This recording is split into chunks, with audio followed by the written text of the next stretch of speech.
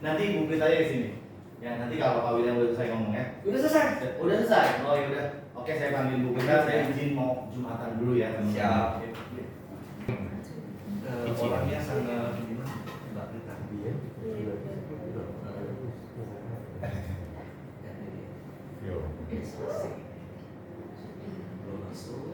Nah ini ya teman-teman lihat ya, ini adalah sebuah contoh gimana kita saling melayani. Sebentar kok, download apa nih? Ini sinyal tapi ini cepat.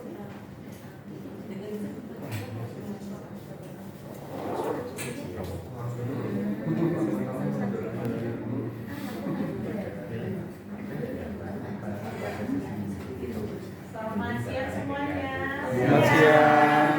Apa kabar? Luar biasa baik. Senang banget nih spesial nih ya. Terakhir kesini tahun lalu ya, Pak William ya. Kayaknya saya juga belum jadi GM, Pak William juga kita masih HM, Pak William HM gitu ya. Kita roadshow kemana-mana bareng sama Pak William, sama suami. Terus Pak William waktu itu pertama kali kesini juga naik kereta sama Pak Hendra ya, sama Pak Hendra. Jadi emang Semarang ini termasuk kota yang berkesan, orang yang baik-baik, ramah-ramah, makanan enak-enak, ya kan? Dan saya berharap semoga Semarang nextnya bisa jadi Jakarta kedua. Berjualan kue di Jakarta nomor 1 sampai sekarang ya. Dan saya berharap Semarang bisa jadi peringkat kedua lah. Nah, prosesnya gimana?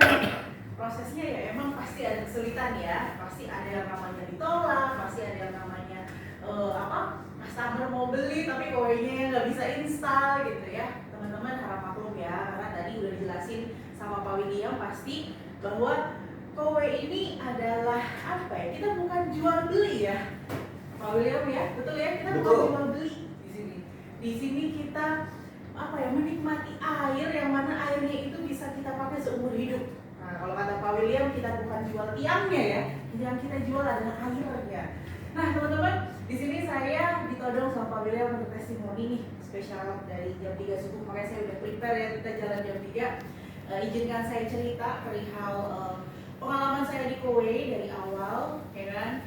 Bagaimana sih bagaimana sih tipsnya, bagaimana sih caranya saya bisa jadi sekarang posisi GM. Saya akan cerita sedikit ya. Kalau udah sering dengerin bosen, nggak apa-apa, skip aja. Yang penting kan udah muka saya kan. Oke.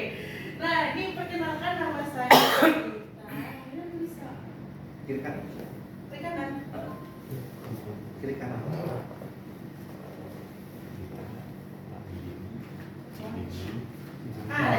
Oke. Nah, saya kelahiran 92, di sini ada yang kelahiran 92 kan? Oh, udah tanggal. Suka pada nggak percaya kalau saya kelahiran 92, suka pada mikirnya saya anak 5.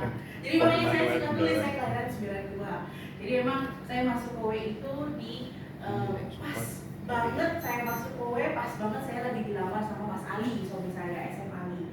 Jadi ada ceritanya nih ya, yang teman-teman bisa belajar dari cerita saya. Yang bagus diambil, yang jelek dibuang ya. Pokoknya di-create aja sebagus mungkin sama teman-teman. Terakhir itu saya sebelum di kowe, saya sebagai staf ahli di DPD RI. Jadi gedung kura-kura yang viral itu di MPR itu udah keluar masuk saya ya, seperti biasa. Dan orang ngejar saya minta tanda tangan, walaupun staf ya, biasalah gajian, tapi sombongnya bukan main. Orang ngejar saya minta tanda tangan. Jadi pada saat saya pertama kali ditawarin kue, saya ngerasa apa itu kue? Amway ya? MLM ya? Saya mikirnya begitu. Kue jualan apa ya? Apa yang ditawarin? Bisnis apa? Saya cuma waktu itu diinfoin bahwa kue itu air purifier teman-teman. Air purifier teman-teman tahu kan? Yang apa sih? Ada Breeze, Storm saat itu. Nah, tapi pada saat saya masuk kue, saya searching ke orang-orang teman-teman. Dari 10 yang saya tanya, 10-10-nya bilang kue nggak bagus. Teman-teman kalau jadi saya mau maju atau mundur? Mundur dong. Udahlah yang lain aja. Udahlah kue nggak cocok buat saya, bener nggak? Udahlah. Rata-rata kita pasti ngomongnya begitu. Tapi entah kenapa suami saya sih awalnya yang bilang, nih coba ambil. Siapa tahu ini bisnis yang bisa ngembaliin diri kamu kayak dulu lagi. Nah teman-teman, saya itu termasuk karyawan tapi agak sombong ya, karena sebelumnya saya pernah di insurance juga, dari bawah juga, sampai jadi director juga, punya aset banyak juga, tapi asetnya berupa kendaraan, mobil. Saya senang koleksi mobil karena saya masih muda, 19 tahun sudah jadi agency director ya kan, berikan ratusan juta, investnya ke mobil. Itu emang bodoh banget lah saya karena masih muda ya, masih suka yang gonta-ganti mobil. 5 mobil saya hilang dalam satu malam sama sahabat saya sendiri yang saya didik dari nol. Wah, di situ membuat saya menganggap tidak ada bisnis apapun yang cocok buat saya, dan saya menganggap semua bisnis adalah penipu. Saat itu setiap orang nawarin bisnis saya nggak mau, setiap orang datang nawarin bisnis ini mau nipu saya apa lagi. Begitu terus teman-teman. Nah sampai akhirnya saya nggak ngerti gimana ceritanya kok jadi GM, ya kan? Kok bisa? Saya juga dimasuk kowe dengan keraguan-raguan, ya kan? Kok tiba-tiba bisa jadi GM? Nah prosesnya gimana nih? Yang pertama ya, inspirasi saya adalah keluarga saya ya, dan Tuhan dan juga teman-teman semua. Cerita teman-teman adalah inspirasi saya. Saya adalah orang yang sangat suka dengar cerita perjalanan orang dari nol. Kalau orang yang punya segalanya gitu ya, oh ya wajar. Tapi kalau orang dari nol udah masuk sampai ya, wah saya senang banget. Jadi pada saat saya ditawarin kowe sama sahabat saya, Pak Amir. Pak Amir ini adalah lawyer yang ngurusin kasus saya, kasus penipuan yang menimpa saya. Dia yang ngurusin karena dia tahu saya lagi menderita nggak punya uang, di dompet saya cuma 20.000. Dia bilang, Prit, ada bisnis, mau nggak? Ah, bisnis apa Pak Amir? Pak Amir kan tahu saya nggak punya mobil, saya udah nggak punya apa-apa. Saya bilang gitu kan, ya udah bisnis coba Prit. Saya dapat 36 juta loh berita, kata dia. Hah, 36 juta? Jual apa Pak? Saat itu dia tawarin cuma air purifier. Saya cuma mikir, Pak Amir gimana caranya? Iya, saya cuma nawarin orang 270.000 per bulan. Saat itu storm ya, unit storm. Orang itu ngambil, saya dapat 2.700.000 kata Pak Amir. Hah, Amir, harga barangnya berapa? Iya, 36 bulan dibayarnya. Ih, 9 juta. Ih, siapa yang mau beli pas Amir harga 9 juta? Saya langsung ngomong begitu sama diri saya. Pak Amir, terima kasih penawarannya. Makasih. Entah kenapa Pak Amir kesambet apa gitu ya. Apa jangan-jangan dia sudah punya feeling nih Prita calon GM selanjutnya ya. Dia mepetin saya terus. Dia teleponin saya, ayo Prit, saya dapat 36 juta nih, dikirimin sama dia slip. Prita, gimana? Mau nggak ketemu sama GM-nya kowe? Saat itu GM kowe baru 1. Mau di interview, kata dia. Ah, Kamil, lu gimana? Saya udah nggak tidak seperti dulu lah gitu ya. Kalau dulu kan saya waktu di insurance belum berjilbab ya Bu ya, saya masih pakai rambut warna-warni, rok pendek gitu, kemana-mana masih dari Amir, ya Allah saya udah nikah, saya udah gendut, saya gimana caranya jualan, nggak laku kali Pak Amir. Prita kesana dulu, kata Pak Amir. Entah apa yang buat Pak Amir segitu kekehnya ngajak saya berangkatlah ke kantor kowe saat itu di Sandwich Tower. Sampai di sana teman-teman, ini begini nih posisinya nih, orang-orang datang interview. Jadi saat itu setiap yang mau masuk kowe harus interview. Di interview sama GM, SM, sama HM. Yang datang, Masya Allah cantik-cantik. Wah, rambutnya pokoknya cantik deh. Saya minder teman-teman. Bahkan saya nggak pakai pensil alis saking mindernya gitu ya. Pas ditanya interview, orang-orang pada bilang, ditanyakan backgroundnya apa. Kamu backgroundnya apa? Oh, kita background di trading. Terus ditanya lagi, per bulan pendapatan kamu berapa? Masih interview kan? Oh, kita per bulan pendapatan 1 miliar kata mereka. Tanya lagi, oh saya terakhir per bulan pendapatan saya paling kecil 100 juta. Wah, makin minder saya. Nunduk aja saya. Giliran saya ditanya, Pita, background kamu apa? Saya nggak bilang saya staff, saya nggak bilang saya dulu pernah di insurance. Saya cuma bilang, saya cuma karyawan Bu. Oh, gaji terakhir berapa? UMR. Saya bilang kayak gitu. Entah kenapa dalam hati saya, kok nggak cocok buat saya. Udahlah, nggak usah lah, ini formalitas aja. Terus tiba-tiba dari semua yang hadir, saya yang keterima. Wah, saya kaget kan, disamperin sama Bu Ranti. Prit, gue pilih lu. Lah kok gua? Kan saya nggak bisa apa-apa Bu, saya cuma karyawan biasa. Bayangin loh, dulu mau merekrut orang segitunya teman-teman. Makanya beruntunglah teman-teman masuk di bisnis ini di bawah SM William, HM Rifendi dan HM Buniati dan HM Sabto ya, dengan mudahnya tanpa harus belibet seperti itu. Datang Bu Ranti, kita pengen lu join. Bu, saya nggak bisa apa-apa Bu, saya nggak bisa ngomong, saya nggak punya kendaraan, saya nggak punya apa-apa. Bisa Prit, kita yakin lu pasti bisa. Joinlah saya dengan keterpaksaan ya teman-teman. ya. bukan dengan hati yang ikhlas gitu, dengan keterpaksaan saat itu. Nih, Bu Ranti nih yang ngejar saya. Ini GM pertamanya kowe ini Pak Amir yang saat itu merekrut saya. Nah, lalu teman-teman, posisinya saat itu pada saat masuk kowe, saya di mana mental saya mental orang lagi trauma. Trauma apa? Trauma ditawarin sesuatu iming-iming yang wah ratusan juta. Dalam hati bullshit. Dalam hati saya selalu begitu. Karena apa? Saya sudah berkarir dari nol sampai karir saya bagus-bagusnya. Tiba-tiba semua hilang dalam satu malam, dan yang membuat hilang itu adalah sahabat saya sendiri. Wah, itu sakitnya bukan main. Buka pintu kantor aja di Sudirman itu tangan saya gemeteran. Mencet lift itu tangan saya gemeteran. Saya takut ketipu. Jadi, betapa susahnya saya masuk kowe karena kondisinya mental saya yang lagi saya nggak yakin sama mental saya. Akhirnya pada saat join kowe, disitulah Mas Ali ceritanya ketemu saya lagi di blog, teman-teman. Saya lagi di intermezzo aja sih ya untuk Mas Alinya nggak ada. Ketemu saya, terus Mas Ali tiba-tiba ketemu pertama kali, tiba-tiba dia ngajakin merit. Loh, siapa kamu? Kita kan baru kenal gitu kan. Iya, saya nggak bisa pacaran. Lah, siapa mau pacaran sama kamu? Tiba-tiba dia ngajakin nikah. Habis itu entah kenapa saya doa gitu ya, saya minta petunjuk gitu kan. Permintaan saya cuma satu, ya udah kalau emang mau nikah tanpa pacaran ya udah, tapi saya coba 7 hari dulu ya doa ya. Nah ternyata malah hati saya dibukakan. Di situ Mas Ali tiba-tiba ngomong, saya bilang sama Mas Ali, dulu kalau pas belum nikah manggilnya Mas yakin mau sama saya utangnya banyak tuh, saya masih muda dan saya miliaran, kamu yakin mau sama saya? Jawabannya cuma satu, saya yakin sama kamu. Kenapa? Bisa cari kok, kata dia. Iya, tapi 1 miliar lebih loh. Ya udah, kenapa? Terus aku cerita, tapi saya ditawarin kowe sama Pak Amir, ambil. Waktu itu singkat banget, kita nikahnya juga sederhana banget, teman-temannya cuma modal 8 juta kita nikah. Dan di situ dia memutuskan, ayo kita jalanin kowe. Mulailah kita di kowe, di kontrakan kita di Condet, teman-teman. Kontrak cuma 1,3 juta saat itu, naik motor kemana-mana karena saya tidak punya mobil. Bayangin yang tadinya punya segalanya, sampai hilang segalanya, sampai nggak ada satupun ya teman-teman. Wah, itu rasa saya untuk membangkitkan kepercayaan diri saya buat ngomong sama orang itu berat loh teman-teman. Kayak kalau ketemu orang itu, di hati saya kayak, ini orang kayaknya nggak percaya sama saya, ini orang nggak akan beli. Saya selalu begitu. Jadi kayak langsung direndahkan lah di saya, lah nggak ada yang mau sama lu, Prit, kayak gitu lah.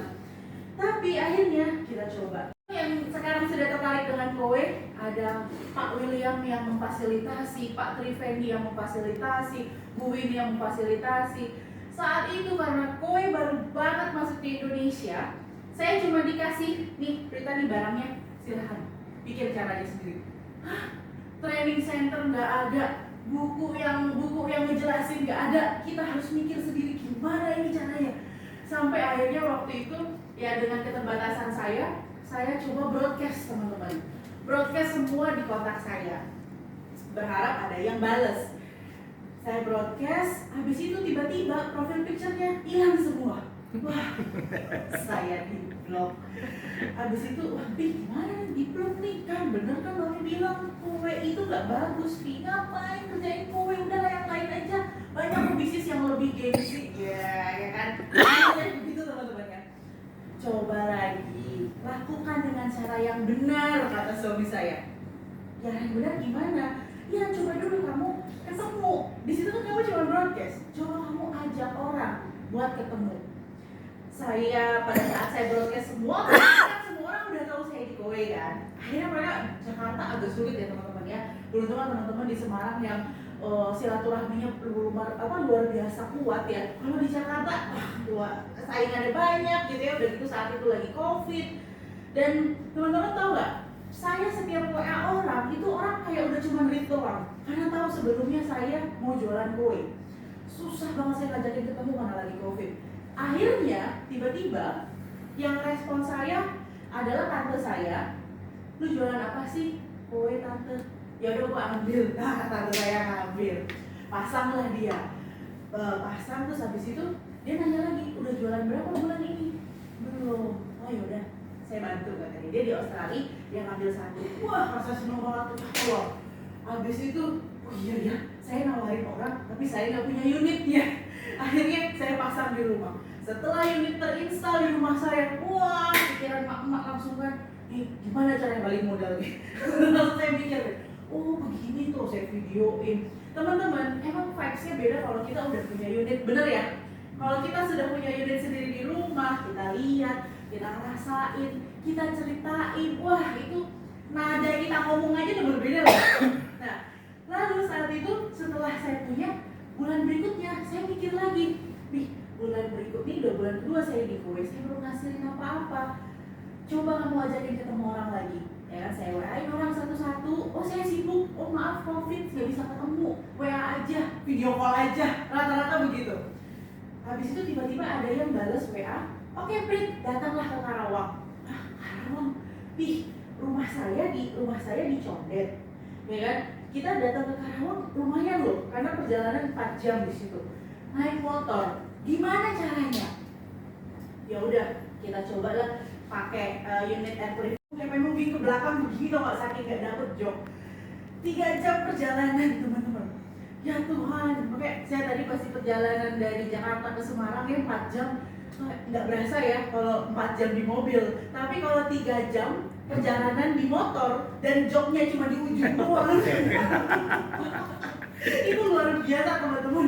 Saya sampai, aduh kok sakit, tapi ngomong begitu terus. 3 jam perjalanan sampai ke sana, ternyata orang yang saya temuin tidak bisa dihubungin. Sampai di lokasi, Pak saya udah di depan, loh kok nggak nyambung ya? Saya WA lagi, kok checklist 1. Waduh gimana nih? Ya saya kena tipu lagi kan papi bilang apa? Kan kowe nggak bagus. Saya langsung ngomong gitu sama suami saya. Biasa ya, kalau istri, kalau yang salah tetap suami kan. Kalau istri yang salah tetap suami. Coba tunggu dulu, kata suami saya.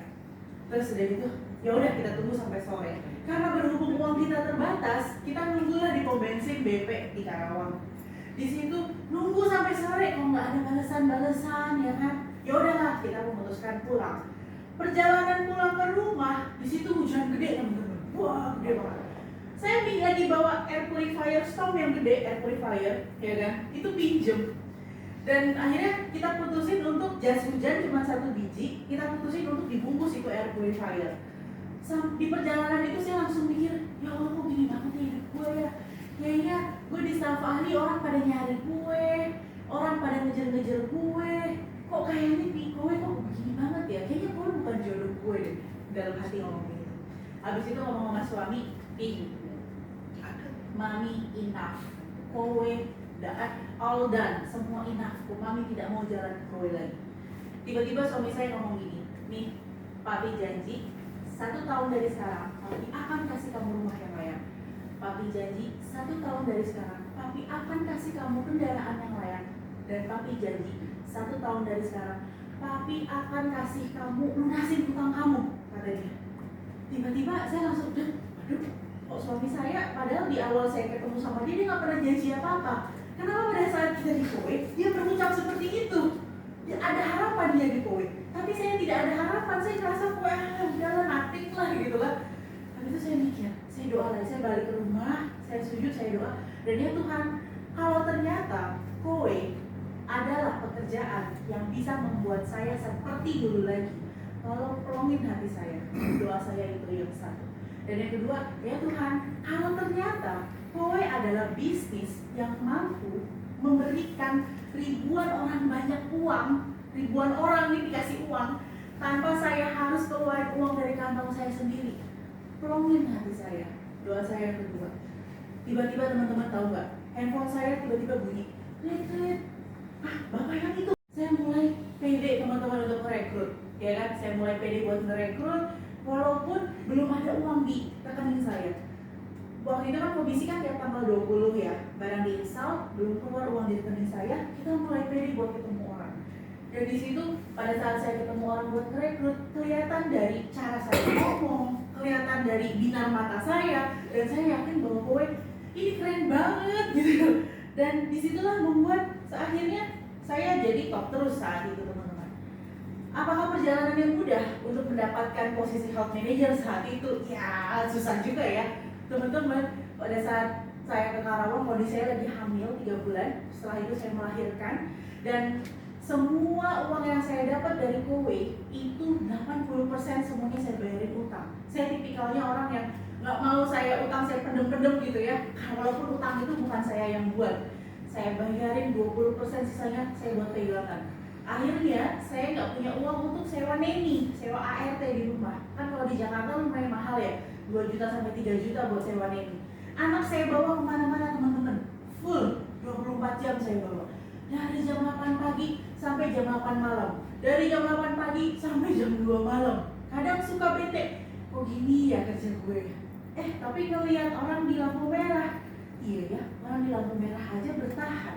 Masa saya yang di AC itu AC nggak tahan, ya kan? Langsung dalam hati saya, oh ya oke, berita wake up, ada rencana besar yang bakalan ada buat lu nanti di hati saya. Entah kenapa pada saat saya menyatakan saya mundur, tiba-tiba saya dapat tanda bahwa gue yang terbaik. Di hati kecil saya kan ada sesuatu yang besar, ayo udah lu berusaha aja. Dan akhirnya teman-teman, ini komisi suami saya, ya kan suami saya sekarang sebagai SM ya. Kemarin itu dia dapat 49 juta, ini belum plus good booster. Lalu di bulan ini slide lama sih. Kalau ada orang udah saya tarik ke sini suruh bukain pakai aplikasi, suruh dilihatin komisi. Dan ini 55 juta plus good booster 70 juta. Dia kadang suka nggak suka kalau saya liatin komisinya. Kenapa? Karena kata dia cuma 1 menit ada di rekeningnya, selebihnya masuk ke kantong saya. Jadi dia kurang suka kalau komisinya ini. Nah, ini adalah komisi saya teman-teman ya. Ini karena slide lama, nanti saya buka, kalau memang bisa buka masuk ke handphone saya, bisa saya buka di aplikasi saya ya. Ini kemarin saya dapat 324 juta, di bulan September saya dapat 348 juta. Kalau ini bisa nyambung nanti saya bukain dari aplikasi saya teman-teman ya. Total berapa yang saya dapetin dari kowe teman-teman? Total 7 miliar. Apakah mimpi? Apakah cuma halusinasi? Enggak, karena akhirnya saya bisa beli rumah lunas cash. Saya punya kendaraan Porsche atau Mercy, no. Tapi kowe bisa lunasin hutang saya. Itu pertama kali saya, oke, kowe bisa lunasin hutang saya. Ayo kita cari orang-orang yang punya banyak hutang lainnya untuk bisa terbayarkan dari kowe. Setuju nggak teman-teman? Setuju. Nah, total pendapatan dari kowe 7 miliar teman-teman. Menurut saya besar ya, karena saya tidak pernah berekspektasi saya bakalan dapat segini. Karena apa? Saya tahu rasanya di kantong sisa 20.000 teman-teman. Waktu itu pada saat saya habis kena tipu 8 bulan saya menyendiri dan membuat, ya Tuhan, 20.000, 200.000 itu terbesar di kantong saya ya. Dan sekarang saya dapat segini. Jadi kalau di tempat lain ada yang bilang, wah saya di perusahaan ini saya 7 miliar sebulan. Berita total dari kowe, ya terserah. Besar kecilnya pendapatan seseorang itu tergantung kita ya. Kalau kita bersyukur ini kelihatan besar, bener gak? Dan kita bakalan dikasih rezeki lebih. Teman-teman, tadi saya cerita di bulan pertama tidak ada satupun yang mau beli kowe saya lewat saya ya. Dan sekarang total grup saya itu 2.270 unit teman-teman, bayangin 1 bulan. Dan tim rekrutmen kita itu ada 1.000 orang setiap bulan. Dari saat 4 tahun lalu, 1 orang pun saya ajak ke kowe, tidak ada yang mengatakan mau. Semua bilang, enggak, alah bisnis musiman, alah begini. Dan ternyata kita berhasil bertahan dan mendevelop ya sampai sekarang orang yang mencari-cari kowe. Ayo, sekarang kesimpulannya, mengapa kita harus yakin di kowe? Nomor 1, baca bareng-bareng. Produknya bagus dan Membutuhkan masyarakat. yes. Kita bukan jual produk yang terbuang sia-sia, benar ya? Kita jual produk yang dibutuhin masyarakat, air, udara sehat, ya kan? Nomor 2, baca bareng-bareng. Metode Pembayarannya meringankan customer. yes. Teman-teman, boleh cari di mana ada perusahaan yang berani kirim barang 25 juta ke rumah customer kita, ya nggak sih? Kasih komisi 850% ke rekening kita. Coba 24 juta ini dikirim dengan cuma-cuma, bayar cuma 420.000. Coba cek, ada nggak perusahaan yang berani? pasti nggak ada. Kalau nggak mereka pakai leasing, pakai bank bener. Kalau ini enggak. Jadi mohon maaf ya teman-teman ya, harap maklum kalau ternyata ada beberapa data yang harus kita lengkapi, itu wajar ya. Oke, nomor 3, sistem Cicilannya sesuai syarat. Tidak ada. Yes, sampai detik ini saya kan adalah join di 2020. Sampai detik ini tidak pernah ada saya lihat orang yang kena denda akibat beli kowe plat bayar. Tidak ada denda sama